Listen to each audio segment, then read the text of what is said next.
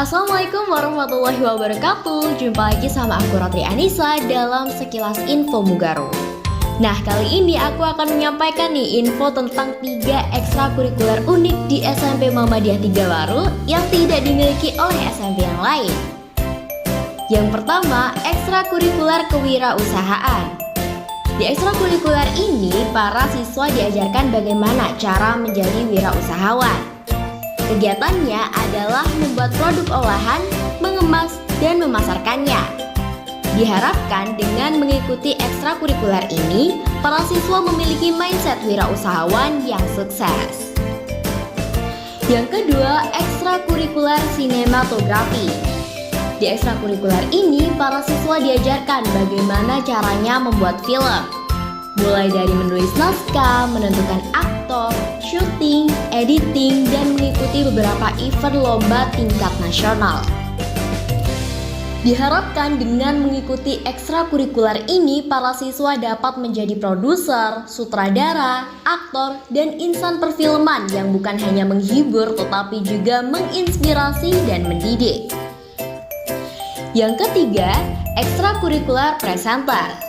Di ekstrakurikuler presenter ini, para siswa diajarkan untuk dapat membaca berita, radio announcer, voice over, MC, bintang iklan, dan semua yang berkaitan dengan public speaking. Diharapkan dengan mengikuti ekstrakurikuler ini, para siswa mampu menjadi public speaker handal dan profesional. Itulah ketiga ekstrakurikuler unik di SMP Muhammadiyah 3 Waru yang tidak dimiliki oleh SMP lain.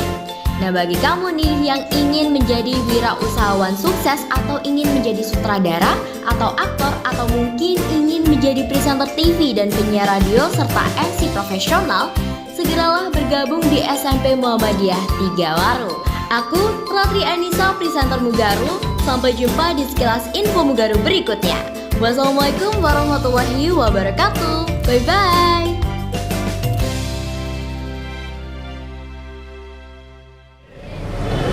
Baik, untuk selanjutnya perlu kami sampaikan, saya mau mengklarifikasi. Yang pertama, terkait dengan apa yang telah kalian dapatkan di WA kemarin itu ya. Nah, itu kan gini, yang pertama pesan saya, kita itu harus bisa bijak dalam menanggapi atau bijak dalam bermedia sosial atau bijak dalam bersosmed. Seperti yang kalian ketahui bersama, dalam WA, TikTok, dan aplikasi yang lain, itu kan seringkali banyak kalian temui berita-berita. Berita itu kan belum tentu kebenarannya. Jadi kalau kalian tidak tahu sendiri, itu jangan langsung menyimpulkan ini benar atau salah, gitu loh ya. Contoh, saya ilustrasikan. Ada percakapan 2 orang teman. "Hey John, iku loh, Doni saiki areke rokokan," misalnya gitu ya, gitu kan. Lalu temannya yang dilapori Joni tadi bilang, "Oh iya ta, seperti itu." Itu pun jangan langsung percaya 100% kalau Joni itu rokokan, gitu loh ya. Jangan percaya 100% kalau kalian tidak melihat sendiri kebenarannya, gitu loh ya. Jadi berita apapun yang ada di WA, di Facebook, itu belum tentu kebenarannya, gitu loh. Jadi berita yang kemarin ini masih saya cari sumbernya dari siapa. Terus terang saya sendiri juga belum tahu. Ini masih kita cari siapa yang menyebarkan itu, apakah itu dari berita dari sekolah lain, diteruskan ke salah satu siswa sini langsung diteruskan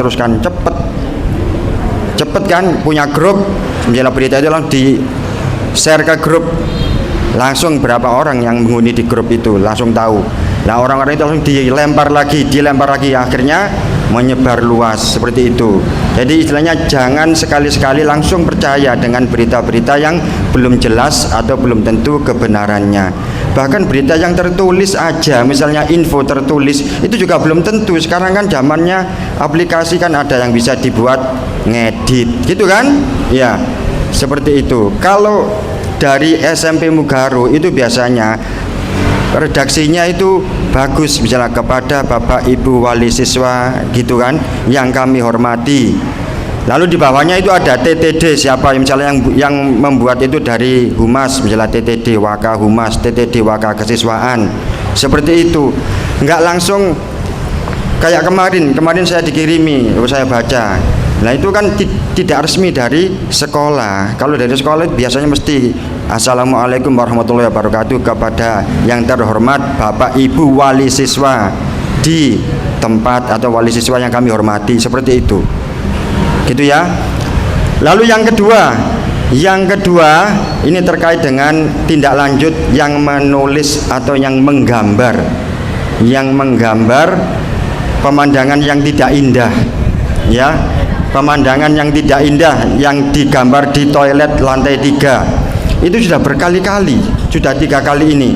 Nah kemarin Pak Nur sudah ngasih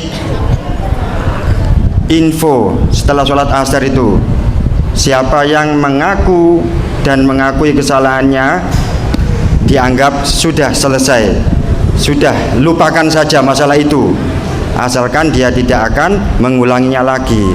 Ditunggu Pak Nur sampai jam 12 malam, sampai jam 24.00 ternyata tidak ada WA yang masuk atau WA dari salah satu siswa yang mengakui kalau telah menggambar pemandangan yang tidak indah itu. Maka dari itu sekolah akan mencari siapa pelakunya. Ya, ada pepatah yang mengatakan becik ketitik olo ketoro. Ya, becik ketitik olo ketoro. Apa maksudnya itu? Kalau orang melakukan kebaikan itu pasti akan dikenal, diketahui. Meskipun kebaikannya itu dia lakukan sendiri, nanti akhirnya pasti orang akan tahu. Begitu sebaliknya, kalau orang melakukan kejelekan walaupun sembunyi-sembunyi, yang pertama yang tahu nomor 1 siapa? Allah, gitu kan? Allah pasti akan menunjukkan, ya, Allah pasti akan menunjukkan suatu ketika, pasti Allah akan menunjukkan siapa pelakunya, gitu ya.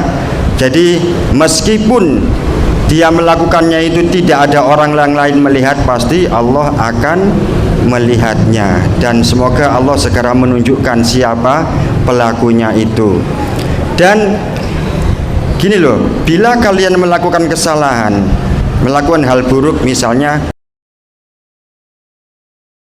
dikirim di grup, dilihat banyak orang, itu yang nanggung dosa siapa? Yang pertama itu, yang pertama menyebarkan itu. Nah, orang yang gambar itu kan gambar yang tidak baik, ya. Dilihat satu, dia akan dapat dosa. Dilihat lagi satu anak, dosanya semakin menumpuk. Gitu loh.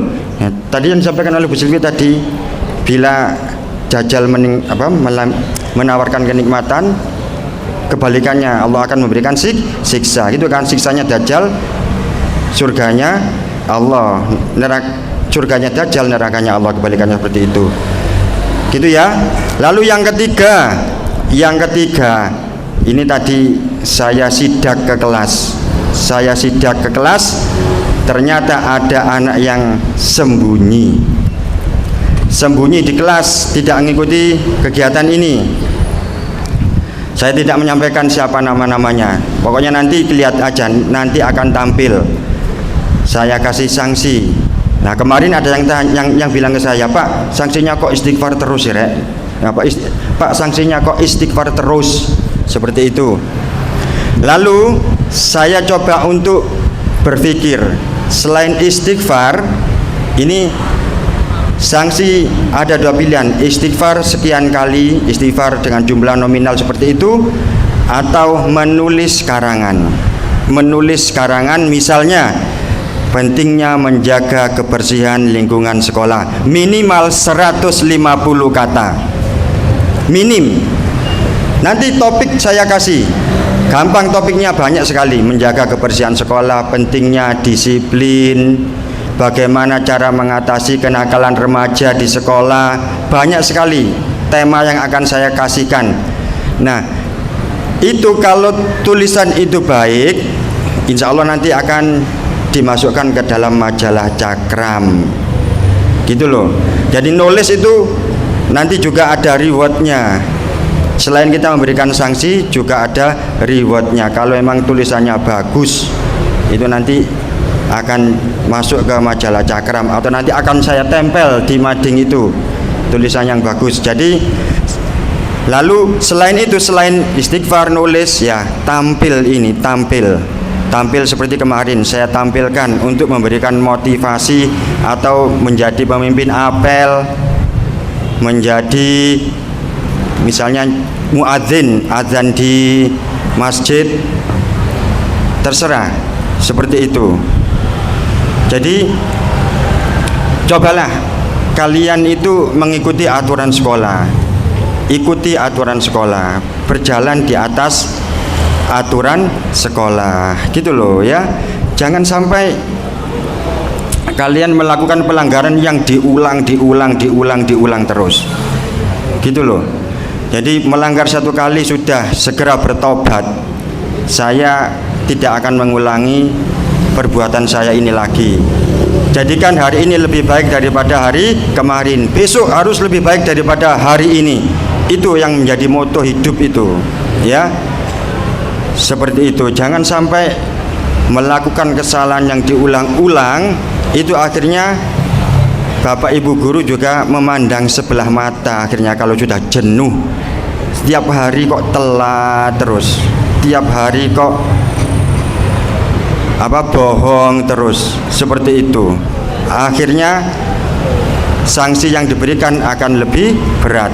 Tolong ini info, tolong infokan siapa yang tahu, ya, siapa yang tahu anak yang menggambar di lantai 3, di toilet lantai 3 itu, pasti informannya akan saya rahasiakan, ya, tidak akan diketahui oleh orang lain dan akan mendapatkan hadiah, ya. Hadiahnya makan di kantin sepuasnya. Oh gitu ya. Oh nanti ketahuan. Nanti saya kasih uang 100.000. Ayo, bener. Jadi bisa kirim WA ke saya namanya. Tapi itu pun saya tidak langsung percaya sebelum memanggil yang bersangkutan. Kirim WA itu siapa? Bener nggak dia melihat sendiri? Seperti itu kan? Baik, karena waktunya sudah habis. Setelah ini kalian akan mengikuti KBM, kegiatan belajar mengajar. Ingat ya, hari Senin itu akan ada pemeriksaan atribut. Hari Senin jangan sampai tidak lengkap, gitu ya.